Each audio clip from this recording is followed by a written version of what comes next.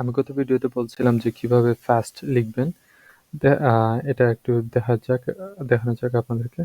হ্যাঁ, no idea চক wow এই সাইটে আপনারা প্র্যাকটিস করতে পারেন, রাইট?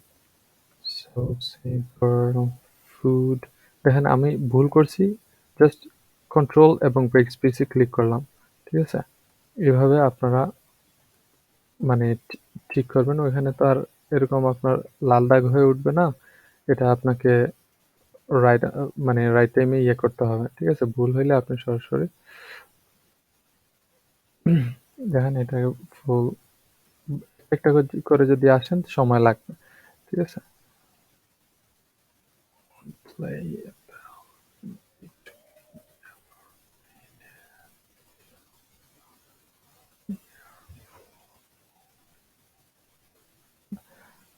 think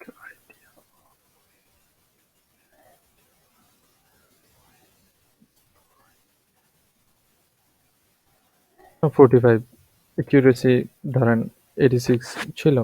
সো আপনারা যত বেশি প্র্যাকটিস করবেন একদম ফুল মাইন্ডসেটটা নিয়ে, তখন দেখা যাবে যে আপনার জন্য খুব ইজিলি আপনি ভালো করতে পারতেছেন। খুব ইজিলি আপনার ওইটা 50 এ চলে গেছে। ঠিক আছে?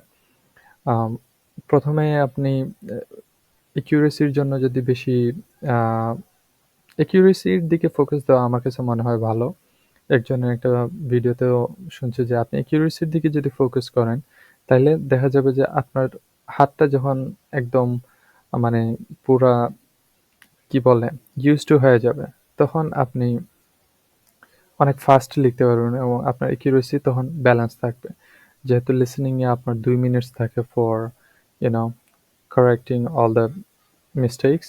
So আমি মনে করি যে আপনারা এদিকটা করবেন যে শুরুর দিকে একটু আপনি আস্তে করে শুরু করেন। কিন্তু accuracy-র দিকে ফোকাস করেন। ওভার দ্য টাইম আপনি ভালো হয়ে যাবেন। বাট স্পিকিং এর ক্ষেত্রে কিন্তু আ আপনার accuracy-র দিকে যদি বেশি ফোকাস করতে যান তাহলে আপনি কথাই বলা বাদ দিয়ে দিবেন। সো এজন্য স্পিকিং এ বলতে থাকেন। বলতে হয়ে যাবে ইনশাআল্লাহ। That's all.